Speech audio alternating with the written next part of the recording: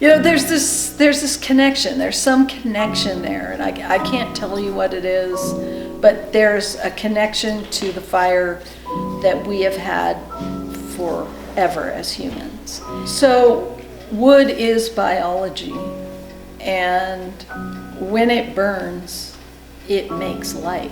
And isn't it funny that the light, when you shine it through the wood, it gives you the quality of firelight. It gives you that warm, really warm and inviting light.